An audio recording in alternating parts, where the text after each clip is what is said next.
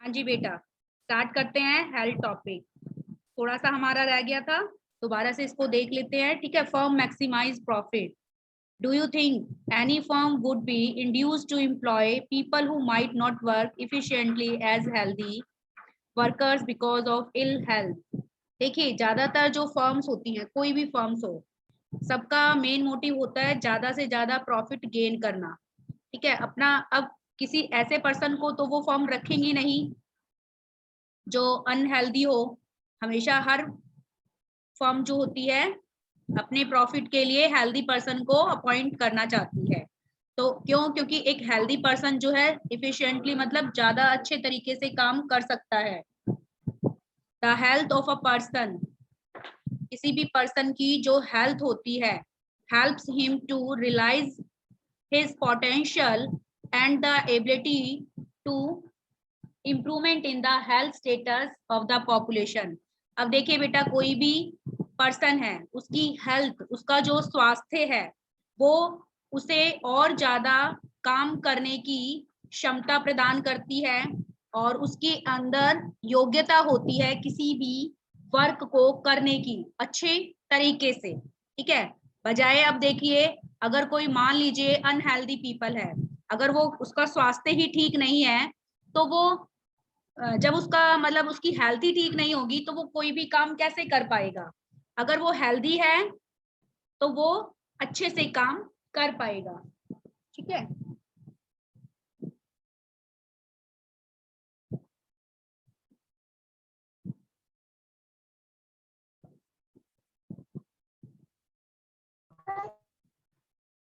fight illness, he will not be able to maximize his output to the overall growth of organization। देखिए, किसी भी organisation की growth के लिए किसी भी पर्सन को अगर कोई भी फर्म हायर करेगी, उसे जॉब देगी, तो उसी पर्सन को वो देगी जो हेल्दी होगा। क्योंकि हेल्थ जो है एक प्रीशियस वेल्थ है किसी भी पीपल के लिए। ठीक है, इंडीड, वास्तव में health is an indispensable basis for realising one's wellbeing. Health जो है इंडिस्पेंसेबल मीन्स होता है एसेंशियल। एसेंशियल मतलब आवश्यक। वास्तव में हेल्थ किसी भी पर्सन के लिए बहुत ही आवश्यक है, क्योंकि हेल्थ के बेसिस पर ही वो कुछ भी अचीव कर पाता है। Henceforth, improvement in the health status of the population has been the priority of the country। हालांकि जो हेल्थ से रिलेटेड, हेल्थ के हेल्थ फील्ड में किसी भी कंट्री की पॉपुलेशन के लिए, जो कोई भी कंट्री है, तो उसकी प्रायोरिटी क्या होनी चाहिए? उसकी प्रायोरिटी होनी चाहिए कि सबसे पहले वो अपनी कंट्री की पॉपुलेशन की हेल्थ को इम्प्रूव करे। ठीक है, हेल्थ पर फोकस करे, क्योंकि एक हेल्दी पीपल ही ज्यादा अच्छे से योगदान दे सकता है किसी भी कंट्री की ग्रोथ में।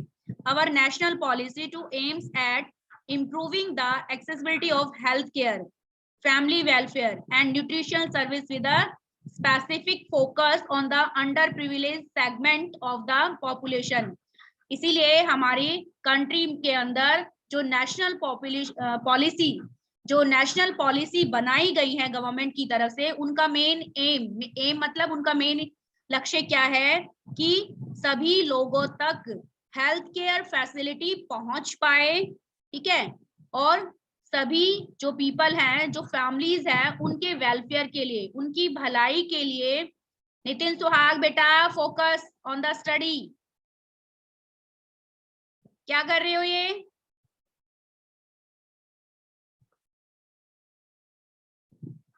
अंडर प्रिविलेज सेगमेंट, सेगमेंट का मतलब होता है सेक्शन।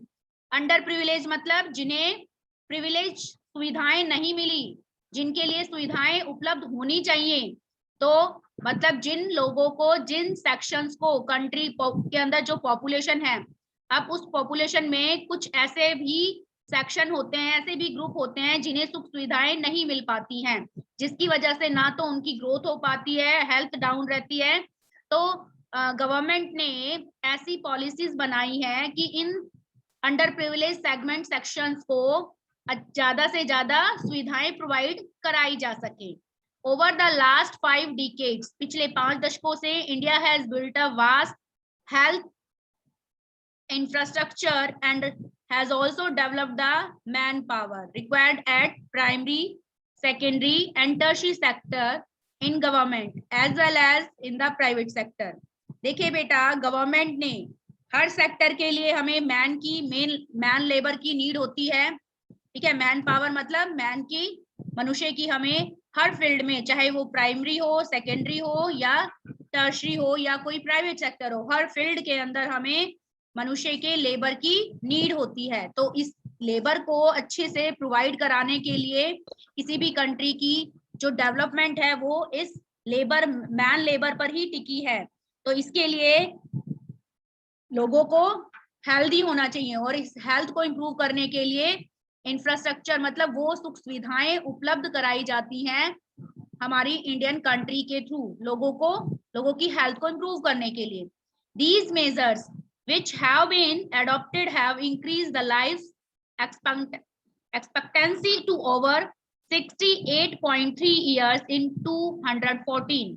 देखिए बेटा, जो हमारी गवर्नमेंट ने मेजर्स का मतलब उपाय, हेल्थ को इम्प्रूव करने के लिए जो भी उपाय तरीके अपनाए हैं, ठीक है, उससे लाइफ की एक्सपेक्टेंसी जो है मतलब जीवन की जो एज लिमिट है मतलब लोगों की, वो इम्प्रूव हुई है, बढ़ी है वो, ठीक है।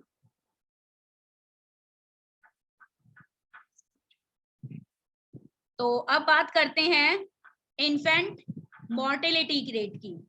IMR की जो फुल फॉर्म होती है वो है इन्फेंट मॉर्टेलिटी रेट, जिसका मतलब होता है इन्फेंट मतलब शिशु, ठीक है, और मॉर्टेलिटी मतलब मृत्यु दर। ये गवर्नमेंट ने जो पॉलिसी हेल्थ से रिलेटेड इंट्रोड्यूस की, उनकी वजह से जो इन्फेंट मॉर्टेलिटी रेट है वो डाउन हो गया। मतलब पहले शिशुओं की मृत्यु बहुत ज्यादा होती थी, लेकिन गवर्नमेंट ने जब ये हेल्थ से रिलेटेड फैसिलिटी प्रोवाइड कराई, मतलब बहुत सी जगह आंगनवाड़ी और डिस्पेंसरीज ये सभी ओपन कराई, जिससे वो हेल्थ से रिलेटेड बेबी के हेल्थ और माँ की हेल्थ से related time to time instruction उनको प्रोवाइड कराती हैं। बेसिक जो हेल्थ फैसिलिटी है वो प्रोवाइड कराई जाती हैं इनके थ्रू, ठीक है। अब ये इसी वजह से जो शिशु मृत्यु दर है वो घटकर 68.3 हो गई। कब के अकॉर्डिंग, किस डेटा के अकॉर्डिंग? 2014 के अकॉर्डिंग, ठीक है।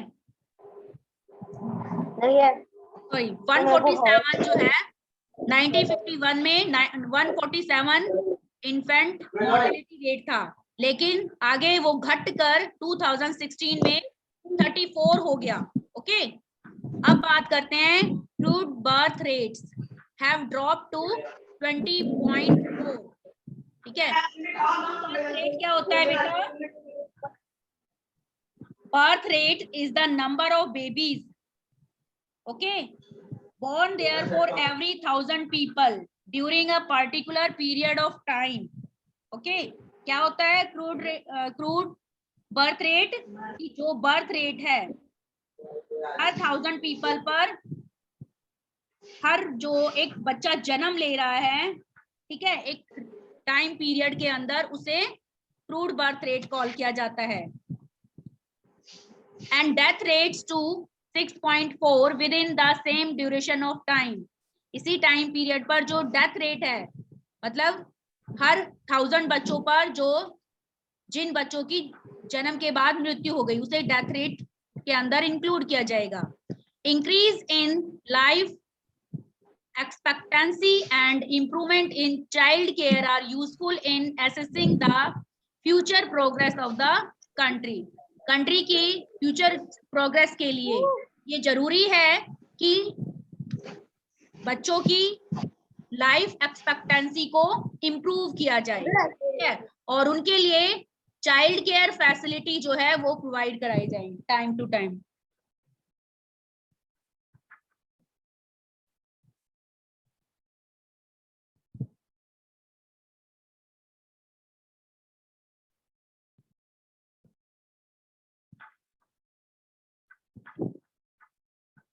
इंक्रीज इन लाइफ एक्सपेक्टेंसी को इंक्रीज करने के लिए, बढ़ावा देने के लिए जो गवर्नमेंट है उसने चाइल्ड केयर हेल्थ फैसिलिटी को इम्प्रूव किया है, ठीक है। Increase in longevity of life is an indicator of good quality of life marked by self confidence.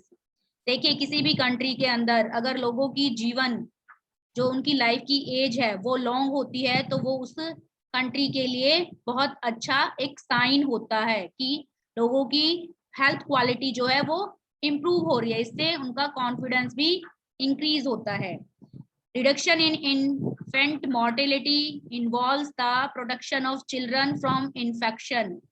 देखिए इन्फेंट मोर्टेलिटी में जो भी रिड्यूस हुआ है, मतलब जो डाउन गई है इन्फेंट, पहले शिशु मृत्यु दर बहुत ज्यादा होती थी क्योंकि जन्म के बाद उन्हें जो फर्स्ट केयर हेल्थ केयर मिलनी चाहिए वो नहीं मिल पाती थी, जिसकी वजह से बच्चे इन्फेक्शन उनको टच कर लेता था, इन्फेक्शन का अटैक उन पर हो जाता था जिसकी वजह से उनकी मृत्यु हो जाती थी। लेकिन गवर्नमेंट ने अब धीरे धीरे जो भी हेल्थ केयर फैसिलिटी चिल्ड्रंस के लिए प्रोवाइड कराई हैं वो इसीलिए करवाई हैं ताकि जन्म के बाद उन्हें किसी इन्फेक्शन से कोई खतरा ना हो, इन्फेक्शन से उनको प्रोटेक्ट किया जा सके। और साथ में ये इंश्योर करती है कि nutrition of both the mother and the child, कि बच्चे को और उसकी माँ को पूरी हेल्थ केयर जो फैसिलिटी है वो मिल सके और जो भी पौष्टिक तत्व हैं वो उन्हें मिल सके, ताकि आगे चलकर इस शिशु मृत्यु दर को कम किया जा सके।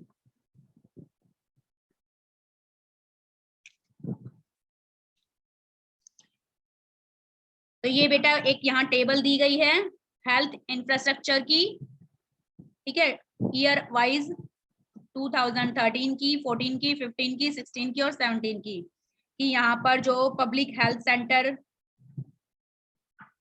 ओपन कराए गए, फिर डिस्पेंसरीज और हॉस्पिटल्स की संख्या दी हुई है, यहाँ बेड्स गवर्नमेंट जो बेड पेशेंट्स के लिए ओपन किए गए उनकी संख्या है। ये धीरे धीरे देखो आप यहाँ से स्टार्टिंग करो तो ये एंड मतलब अगर हम इसकी बात करें 2013 में, अगर हम पब्लिक हेल्थ सेंटर की बात करें, डिस्पेंसरी हॉस्पिटल्स की बात करें, गवर्नमेंट बेड्स की या डॉक्टर्स, ठीक है, या नर्सिंग स्टाफ की बात करें, तो यहाँ पर ये चीजें धीरे धीरे बढ़ी ही हैं, ठीक है। देख सकते हैं हम यहाँ से 181 से बढ़कर 187 505 हो गई, ठीक है। इसी तरह से हर इसके अंदर डिस्पेंसरी हॉस्पिटल की बात करें, बेड्स की बात करें या डॉक्टर्स की टीम की बात करें या नर्सिंग स्टाफ की बात करें, तो हर चीज में इंक्रीज ही हुआ है। और ये सभी किसी लिए किया है, ताकि ज्यादा से ज्यादा हेल्थ सर्विसेज जो है लोगों को प्रोवाइड कराई जा सके और हेल्थ की जो क्वालिटी है पॉपुलेशन के अंदर उसको बढ़ावा मिल सके। Okay, next.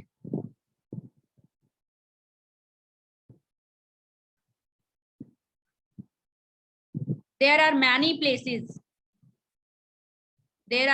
places in India which do not have even these basic facilities। India के अंदर कुछ ऐसे प्लेसेस भी हैं जहां पर ये बेसिक फैसिलिटीज भी नहीं मिल पाती हैं। There are only 381 medical colleges in the country and 301 dental colleges। अगर हम बात करें कंट्री की तो यहाँ पर 381 मेडिकल कॉलेजेस ओपन है और 301 डेंटल कॉलेजेस, डेंटल मतलब दांतों की जो कॉलेजेस हैं वो हैं। Just 4 states like Andhra Pradesh, Karnataka, Maharashtra and Tamil Nadu have the maximum number of colleges. जो भी ये कॉलेजेस हैं, मेडिकल कॉलेज की बात करें या डेंटल कॉलेज की बात करें, तो वो इन 4 स्टेट्स में सबसे ज्यादा है, ठीक है। कौन सी वो 4 स्टेट्स हैं? आंध्र प्रदेश, कर्नाटका, महाराष्ट्र और तमिलनाडु। ओके, नेक्स्ट बात करें हम बिहार यूपी की, तो यहाँ पर हेल्थ फैसिलिटी जो है बहुत ही पुअर है और यहाँ पर बहुत कम, ना के बराबर मेडिकल कॉलेज या हेल्थ सर्विसेज सेंटर प्रोवाइड कराए जाते हैं। ओके, नेक्स्ट टॉपिक हमारा आता है अनएम्प्लॉयमेंट। एम्प्लॉयमेंट क्या होती है? रोजगार, और अनएम्प्लॉयमेंट होता है बेरोजगारी। ठीक है, अब बात करते हैं अनएम्प्लॉयमेंट की।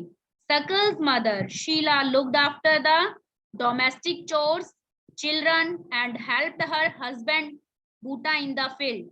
सकल की जो मदर है, घर के वो जो डोमेस्टिक चोर्स हैं, घर के जो कार्य हैं वो करती हैं, साथ में अपने बच्चों की भी देखभाल करती है और साथ में अपने हस्बैंड बूटा के साथ खेतों में भी हेल्प करती है। सकल्स ब्रदर, सकल का ब्रदर है जीतू और उसकी सिस्टर है Situ. Spend their time playing and roaming, वो अपना टाइम पीरियड खेलने कूदने में ही स्पेंड कर देते हैं। कैन यू कॉल शीला और जीतू और Situ unemployed? If not why, क्या आप इन्हें शीला, जीतू और सीतू को अनएम्प्लॉयड कॉल कर सकते हो, और नहीं तो क्यों? Unemployment is said to exist when people who are willing to work at the going wages cannot find jobs. देखिए, अनएम्प्लॉयमेंट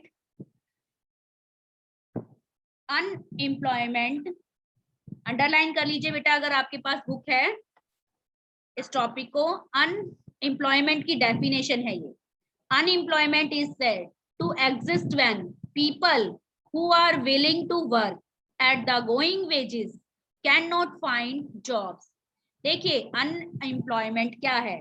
बेरोजगारी। वो, इसे हम अनएम्प्लॉयमेंट को ऐसे एक्सप्लेन कर सकते हैं कि जब पीपल कोई भी वर्क करना चाहते हैं, जो एक मिनिमम वेजेस होता है गवर्नमेंट की तरफ से डिसाइड, उस वेजेस पर भी अगर वो जॉब नहीं कर पाते हैं, जितनी उनकी क्वालिफिकेशन है, जितनी उनके अंदर एबिलिटी कैपेबिलिटी है कि उनको जो काम आता है उस वर्क के बदले में जितना उनको मिलना चाहिए, अगर वो उतना उनको मिलता है, ठीक है, तो वो एम्प्लॉयमेंट है। लेकिन जब वो जितना उनके अंदर अर्निंग करने की कैपेबिलिटी है, उतना अगर वो वेजेस नहीं अर्न कर पाते हैं, उतने वेजेस की अगर वो कोई जॉब नहीं फाइंड आउट कर सकते हैं, इनको वो जॉब नहीं मिल पाती है, तो ऐसी सिचुएशन को, ऐसी कंडीशन को हम अनएम्प्लॉयमेंट कॉल करते हैं। ठीक है, Sheela is not interested in the working outside her. Sheela को हम, देखिए बेटा, अब यहाँ पर एक क्वेश्चन पुट किया था कि शीला, जीतू, सीतू, ये क्या अनएम्प्लॉयमेंट है?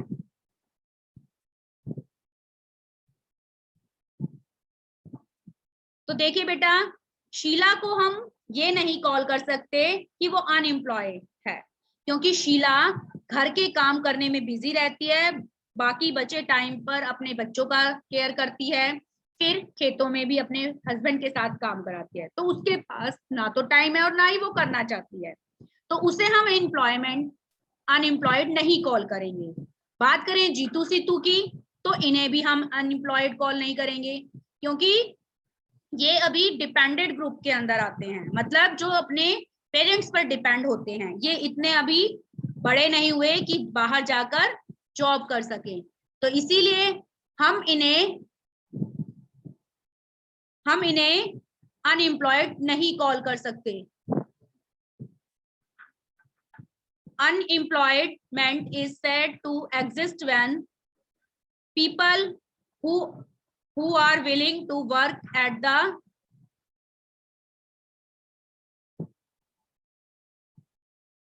देखिए बेटा, अनएम्प्लॉयमेंट किस सिचुएशन को कहा जाता है? जब पीपल वर्क करना चाहता है लेकिन उसे जो पैसा, उसको जितने वेजेस पर जॉब चाहिए वो नहीं मिल पाती है, तो उसे हम ये कहेंगे कि वो अनएम्प्लॉयड है। शीला जो है वर्क नहीं करना चाहती, डोमेस्टिक डोमिन की वजह से उन्हें हम नहीं कह सकते कि वो अनएम्प्लॉयड है। जीतू सीतू को भी हम नहीं कह सकते, क्योंकि उनकी एज बहुत छोटी है, वो इतना अभी वर्क करने के लिए बाहर नहीं जा सकते हैं, वो डिपेंडेंट ग्रुप में आते हैं। ठीक है, तो हम इन तीनों में से जीतू, सीतू और शीला, तीनों में से किसी को भी ये नहीं काउंट कर सकते कि वो अनएम्प्लॉयड ग्रुप के अंदर आते हैं। The workforce population includes people from 15 years to 59 years. इसको भी अंडरलाइन कीजिए, वर्कफोर्स पॉपुलेशन अंडरलाइन कीजिए पहले तो वर्क फोर्स पॉपुलेशन को,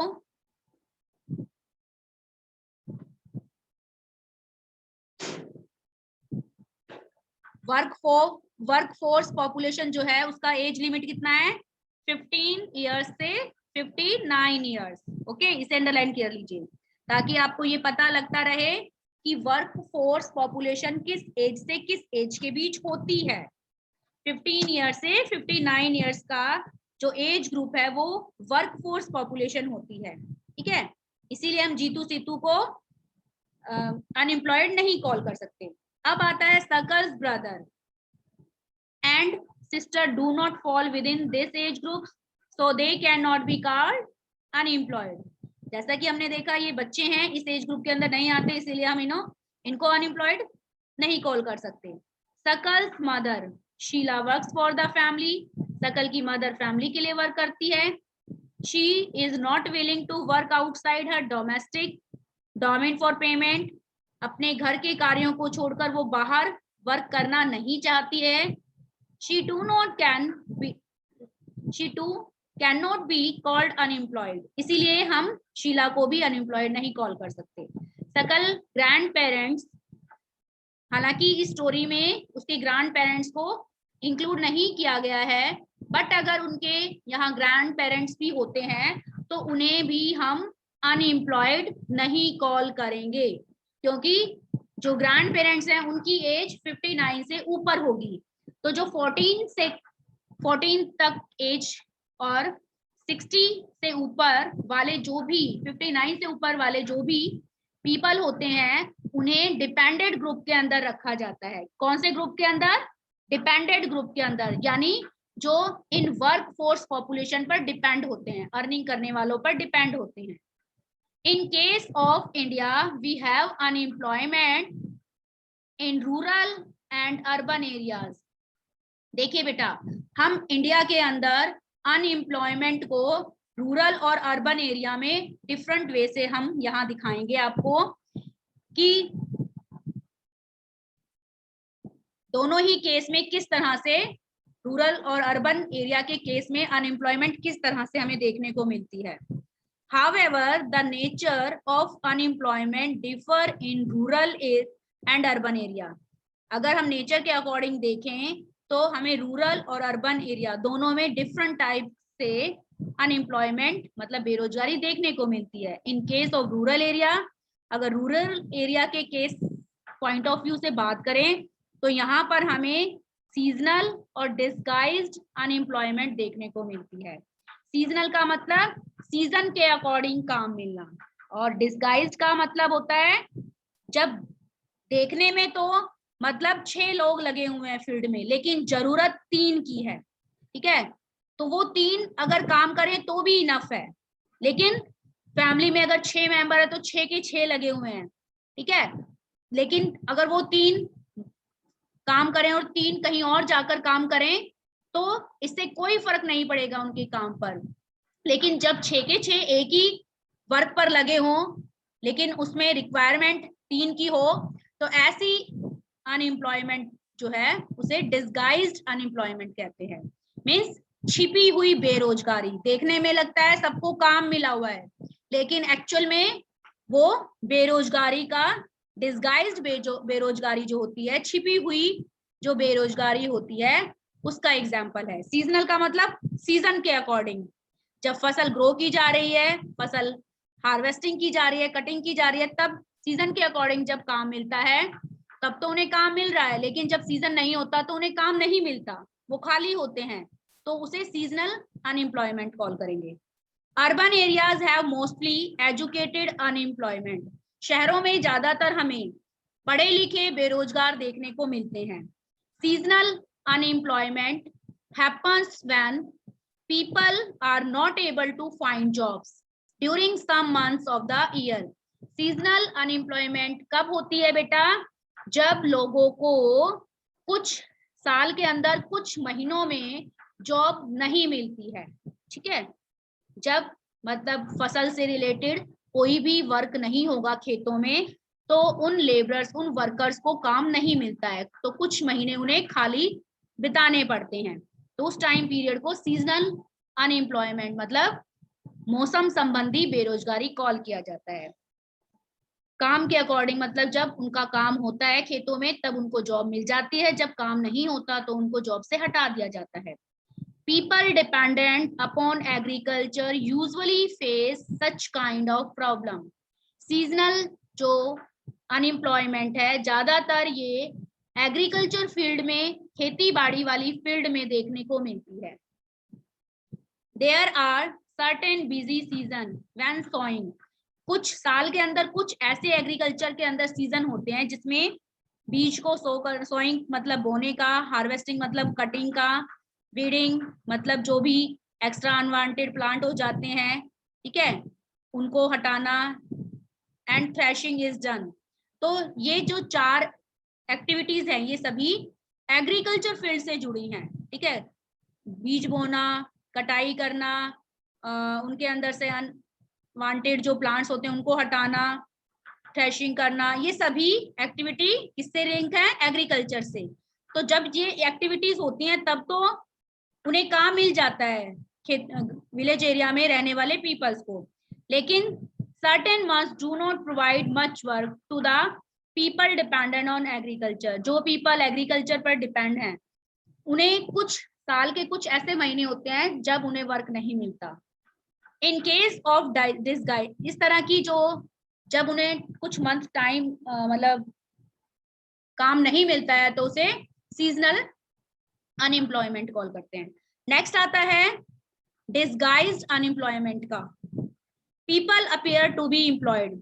जो डिसगाइज का मैंने आपको बताया था, छिपी हुई, ठीक है, छिपी हुई बेरोजगारी। डिसगाइज्ड अनएम्प्लॉयमेंट के अंदर पीपल काम करते हुए तो दिखाई देते हैं, मतलब उनके पास एम्प्लॉयड तो होता है, मतलब काम करते हुए दिखाई देते हैं।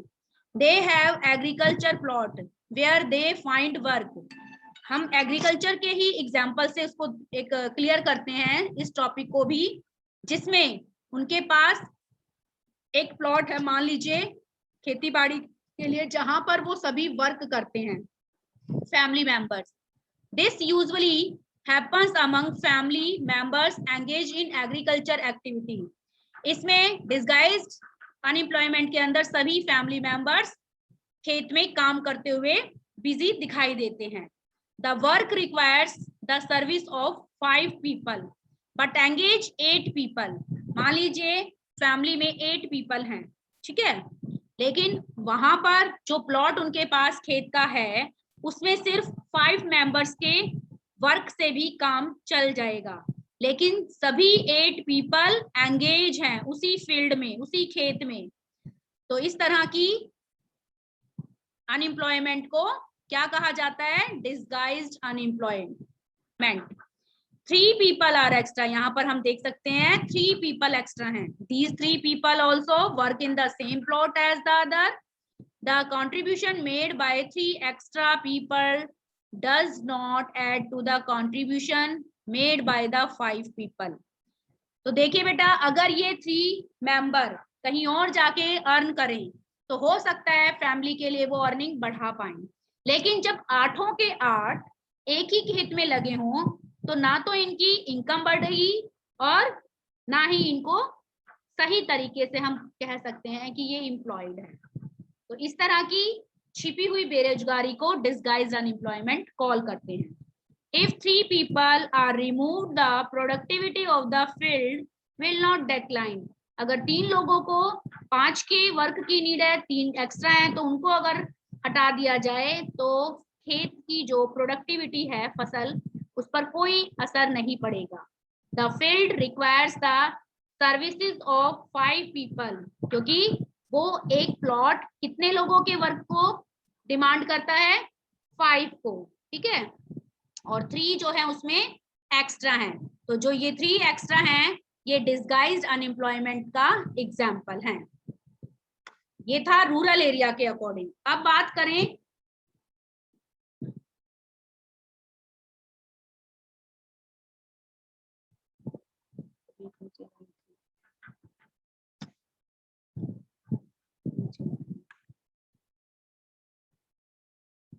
ये तो थी बेटा विलेज एरिया की, रूरल की। अब बात करें अर्बन एरिया की। तो अर्बन एरिया में हमें ज्यादातर एजुकेटेड, पढ़े लिखे अनएम्प्लॉयमेंट देखने को मिलते हैं, जो कि कॉमन है। इसमें कौन से एरिया में कॉमन है ये एजुकेटेड वाला? अर्बन में। तो बेटा इसके बारे में हम कल रीड करेंगे, क्योंकि अब हमारा टाइम पूरा हो गया है। हाँ जी, इसे